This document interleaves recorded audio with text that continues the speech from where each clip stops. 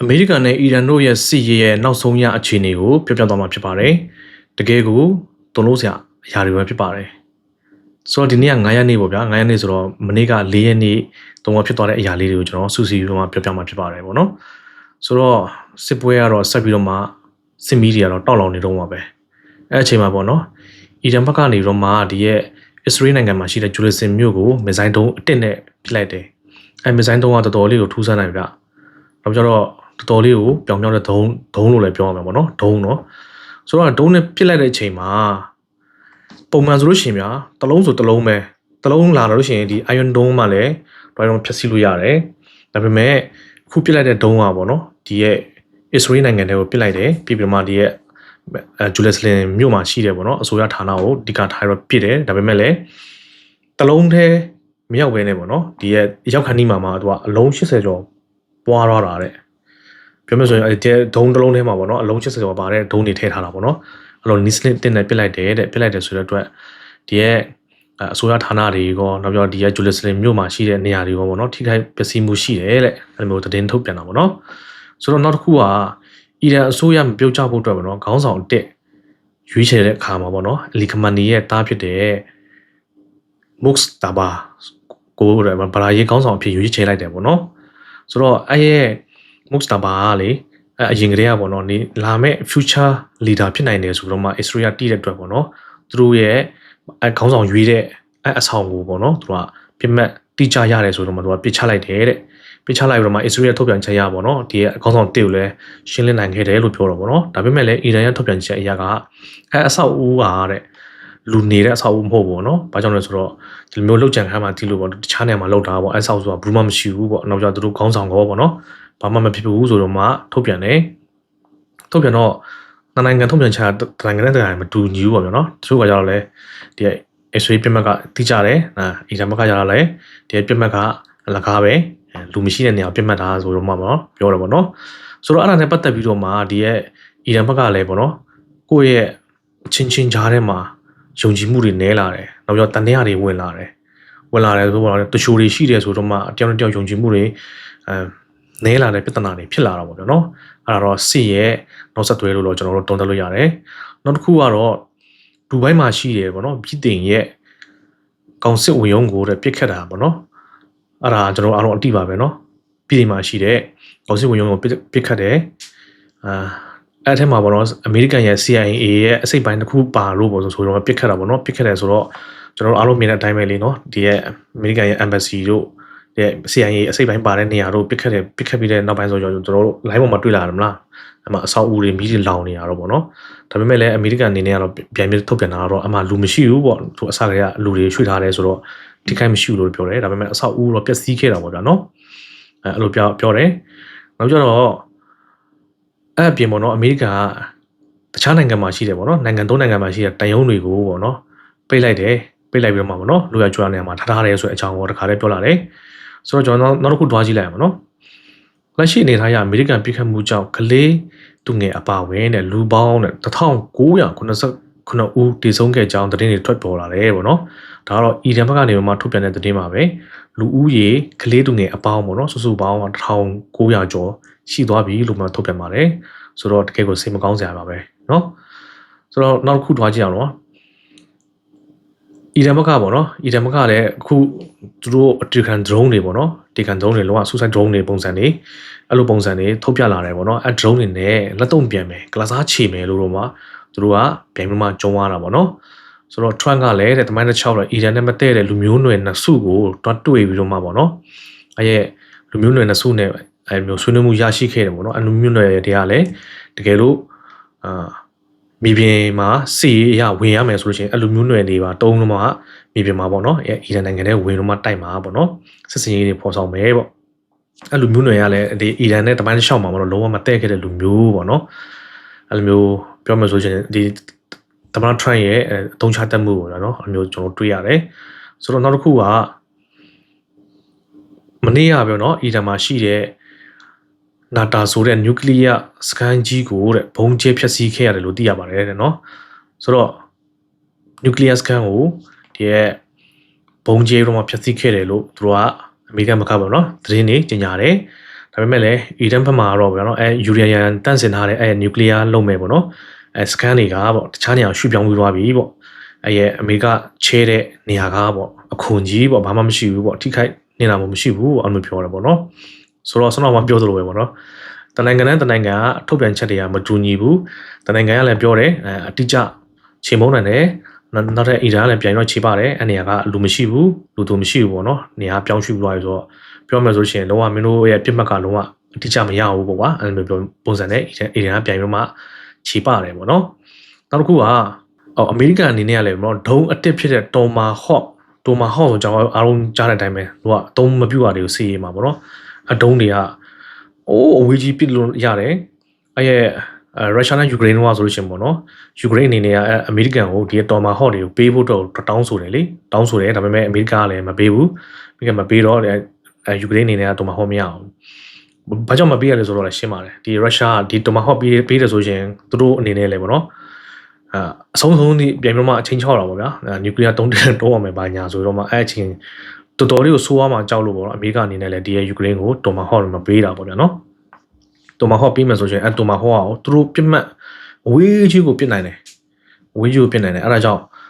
်သူတို့ကမပေးတာနောက်ပြီးတော့ဒီတိုမာဟော့ဒုံးရဲ့ system လဲပေါ့ဘူးမမရသေးဘူးအဲ့လိုမျိုးပုံစံကြောင့်သူတို့ကမပေးတာဒါပေမဲ့လည်းအမေရိကန်အနေနဲ့ဒီအီရန်စစ်ရေးမှာပေါ့ဒီတိုမာဟော့တွေတုံးလာတယ်လို့သူတို့ပြောကြတယ်ပြောရဆိုတော့ဒီတိုမာဟော့တုံးတဲ့နောက်ပိုင်းမှာဘယ်လိုမျိုးအဖြေတွေပေါ်လာမလဲဆိုတော့မပေါ်သေးဘူးပေါ့ဗျာနော်ဆိုတော့တုံးလာမယ်လို့သူတို့ပြောတယ်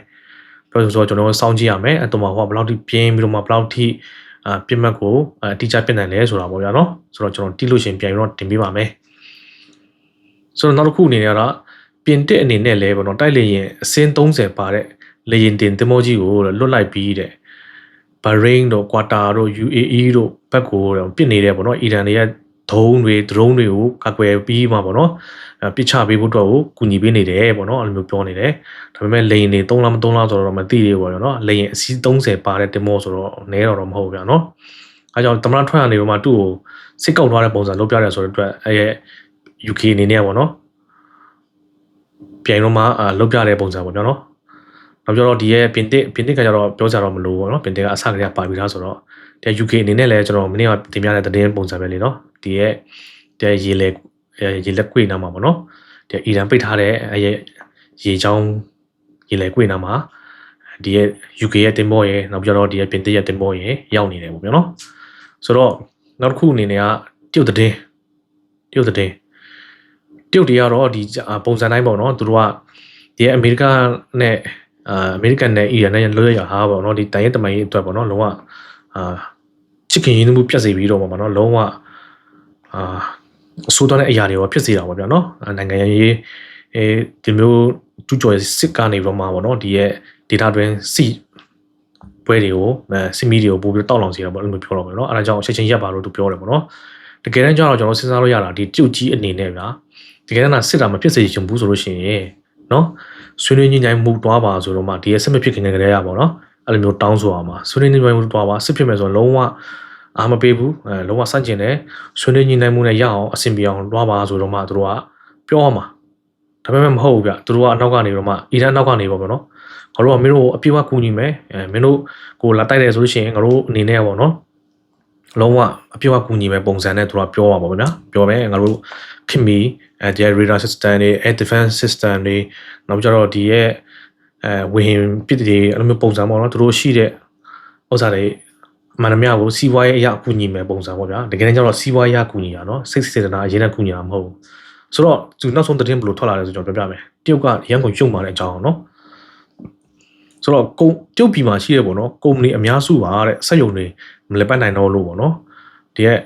ကုမ္ပဏီပိုင်ရှင်တွေကနေတော့မှအစိုးရအစီကိုဒီရဲ့စီတွေဖြန့်ချက်ပေးဖို့နော်စက်ရုံလည်ပတ်မယ်ဆိုတော့လည်းကားတွေပါတွေလည်ပတ်ပြီးဆိုကိုထုတ်တဲ့ပစ္စည်းတွေကိုကားနဲ့ပဲတည်ရတာလေနော်အစီ3တော့မှအင်ဂျင်တွေနဲ့တွားမှတည်ရတယ်ဆိုတော့အဲ့အရာတွေကမလုံလောက်တဲ့အတွက်အစိုးရကိုတောင်းဆိုတယ်တောင်းဆိုတဲ့နေရာမှာအစိုးရအနေနဲ့ကလည်းသူတို့ရဲ့အရန်စီတွေကိုမတုံးချင်လို့လည်းဖြစ်မယ်ရန်စီတွေတုံးလို့ကုန်သွားတယ်သူတို့နိုင်ငံလုံးဝစုပ်ပြတ်တော့မှာ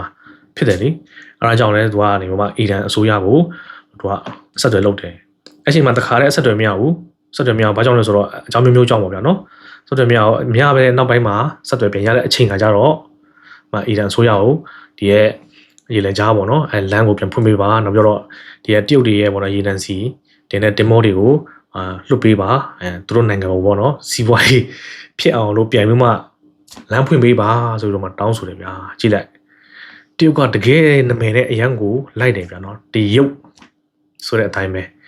လူများစစ်အကြီးကျယ်ဖြစ်နေပဲစစ်ရေးရကူညီမယ်ဆိုမဟုတ်ဘူးတွားရောက်တော့မှကူညီတာတော့အကြံပေးတာတော့အောက်ကနေတော့ကူညီမှာပေါ့ဗျာဒါပေမဲ့လည်းသူတို့ကိုယ်တိုင်ကိုကြတွားရောက်လို့ကူညီတာတော့အဲ့လိုမျိုးပစ်ကူတာတော့မလုပ်ပေးဘူးမလုပ်ပေးတဲ့အပြင်သူတို့စီးပွားထိခိုက်မှာဆိုလို့ဒီလိုစီးပွားလမ်းကိုဖွင့်ခိုင်းနေတဲ့ကြည့်လိုက်ပါဦးနော်တရုတ်ရဲ့လွယ်ရကဘလောက်ထိနာမည်နဲ့လိုက်လေဆိုတော့အဲ့ဒါပဲကြည့်လိုက်နောက်ဆိုတော့အီရန်အနေနဲ့ကလည်းပြန်ပြောတော့ဗောနော်မဖွင့်ပေးနိုင်ဘူးအခုချိန်ကအရန်ကိုအန်တီများတယ်ဗောနော်အန်တီများလို့ပိတ်ထားတယ်ဆိုတော့ဒီလမ်းကိုဖွင့်ပေးလိုက်မယ်ဆိုလို့ရှိရင်အန်တီရရှိနိုင်တယ်အဲဒါကြောင့်မဖွင့်နိုင်ဘူးလို့အီရန်ကလည်းပြန်တော့တုံ့ပြန်လိုက်တယ်ကျွန်တော်တစ်ခါပြန်ကြည့်မယ်ဆိုလို့ရှိရင်ဗျာကျွန်တော်တို့အီရန်နေရာမှာနေတော့ခန်းစားကြည့်ပါဗျာငါကဒီလိုမျိုးဖြစ်နေတဲ့အချိန်မှာတော့မှသူတို့ကဗောနော်ငါ့ကိုမငဲ့ညာပဲနဲ့ငါရဲ့နိုင်ငံတွေကရမယ်သူတို့အကျိုးမြတ်တွေကိုပဲကြည့်ပြီးတော့မှဗောနော်ဒီစီးပွားရေးကောင်းဖို့တော့ပဲသူတို့လုပ်နေတယ်ဆိုတော့မှတွေးကောင်းတွေးနိုင်တယ်မယ်လေမဟုတ်လားအီရန်ဘက်ကတွေးလို့ရှိရင်ဗျာအဲဒါကြောင့်အီရန်ကလည်းဒီရဲ့လမ်းကိုမဖွင့်ပေးဘူးလို့သူကပြပြတသားညှင်းဆန်လိုက်တယ်နော်ညှင်းဆန်တယ်ဆိုတော့ကျုံနိုင်ငံကတော့နောက်သတင်းတစ်ခုမှကြီးညာလာတယ်ဗောနော်သူတို့ကဒီရဲ့ရုရှားနဲ့ရတဲ့အီရန်စီတွေနဲ့ဒီရဲ့စီတွေနဲ့ဗောနော်သူတို့နိုင်ငံအတွင်းမှာရက်30ကြာလက်ပတ်နိုင်တယ်ဆိုတော့မှသတင်းတွေပြန်ထွက်လာတယ်အဲ့လိုပြန်ထုတ်လာတော့ဗောဗျာနော်ဆိုတော့ဘယ်လိုလာမလဲတော့ကျွန်တော်တို့စောင့်ကြည့်ရမယ်ခုနောက်ဆုံးအခြေအနေရဗောနော်ဒီရဲ့စစ်ပွဲကတော့ဒီရဲ့စစ်မီးကတော့ဆက်ပြီးတော့တောက်လောင်နေမယ်လို့ကျွန်တော်တို့သုံးသပ်မိပါတယ်ဆိုတော့ပြည်သူတွေကလည်းဆက်ပြီးတော့မှတရားအောင်ပါပဲနော်စစ်ဆိုတာပဲစစ်မှမကောင်းဘူးဆိုတာပဲကျွန်တော်အနေနဲ့ကလည်းကျွန်တော်နိုင်ငံလည်းမဖြစ်စေရုံးလေမြန်မာနိုင်ငံလည်းကြည့်လိုက်အောင်လေစစ်ဖြစ်တဲ့ဆိုချင်ဘယ်လိုခံရလဲပြည်သူတွေပဲခံရတယ်ဒါပေမဲ့ပြည်သူတွေခံအောင်တက်ပဲလုပ်တဲ့စစ်ကောင်စီကရှိနေတယ်စစ်ကောင်စီကျွန်တော်တို့ဆိုတည့်ရတိုင်းပဲပြည်တွင်းစစ်တော်မှဆိုတာလိန်ပြန်တဲ့ရရဆက်ဆက်ဘုံကျဲတပ်ဖြတ်ကြောင်းနေဆိုလို့ကျွန်တော်ကြည့်လိုက်နော်ကြောင်းနေဆိုတော့ကျွန်တော်တို့လူခွင့်ရဆိုလို့ရှိရင်ဗျာဒီအီရန်မှာဆိုလို့ရှိရင်အမေရိကပစ်လိုက်တဲ့ဒုံးတွေပေါ့နော်ဒီကြောင်းတွေမှန်မှကလေးတွေအများကြီးစုံပါသွားတယ်ဆိုတဲ့စာ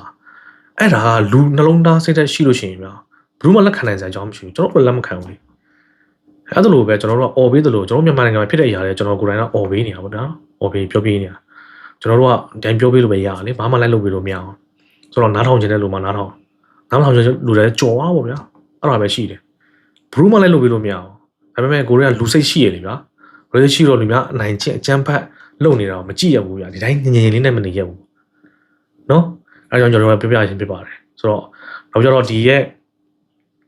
အရာတွေကိုအများဆုံးဆုံးသက်ပါစေလို့လည်းကျွန်တော်ဆန္ဒပြုပါတယ်ဆိုတော့ကျွန်တော်တို့ UAE တဲ့ဒူဘိုင်းတို့အဘူဒါဘီတို့အဖက်မှာအချမ်းမှာနေတဲ့လူတွေအနေနဲ့ပေါ့နော်ကျွန်တော်မြန်မာနိုင်ငံသားတွေနဲ့ဗီဒီယိုဆက်ကြပါနောက်ပြီးတော့အဖက်ကအစိုးရကအရင်ကကောင်းတယ်ဆိုတော့ကျွန်တော်တို့နားလည်ပါတယ်ဒါပေမဲ့ပေါ့နော်တတိဝရိယဆိုတာပို့တယ်ဆိုတာမရှိဘူးဗျာကျွန်တော်အများနဲ့ဗီဒီယိုဆက်ကြပါနော်ကျွန်တော်အဖက်ချမ်းကလူတွေကပို့ပြီးတော့နားလည်မှာပါဗျာနော်အဲဒါကြောင့်ကျွန်တော်မြန်မာနိုင်ငံပြည်တွင်းမှာရှိတဲ့မိဘပြည်သူများအနေနဲ့လည်းကိုသားသမီးအဖက်မှာရှိတယ်ဆိုတော့အရင်ကစိတ်မပူပါနဲ့နော်စိတ်မပူပါနဲ့ကိုကျမရေးကိုပဲစောင့်ရှောက်ပါကိုမြန်မာနိုင်ငံထဲမှာပေါ့နော်ကိုအခြေအနေကိုပို့တော့မှ view ဆိုင်ကြပါလို့ပဲကျွန်တော်ပြောချင်ပါတယ်မြန်မာနိုင်ငံထဲမှာဒီအတိုင်းပဲနော်18ကနေပုံမှန်45အထိအဲ့ဒါလည်းအကျုံးဝင်တယ်အဲ့ဒါလည်းအချိန်မရွေးအခါမရွေးပါသွားနိုင်တယ်နော်အခုဆိုပို့ဆိုးတာကမိန်းကလေးတွေရောစစ်မှုထားတော့မယ်နော်အဲ့ဒါဒီထားကြပါ view ဆိုင်ကြပါဆိုတော့ဗီဒီယိုလေးကိုဒီလောက်နဲ့ပဲအဆုံးသတ်ပါတယ်ဆိုတော့အဆုံးထိလိုက်ပါကြည့်ရှုပေးတဲ့အတွက်လည်းကျေးဇူးတင်ပါတယ်ကျန်တဲ့ဆိုလို့ကျွန်တော်တခြားလူတွေနဲ့ရအောင်လို့မျှဝေပေးဖို့အတွက်ကိုတောင်းဆိုချင်ပါတယ်အားလုံးဘေးရန်ကင်းပါစေလို့ကျွန်တော်တောင်းပေးပါတယ်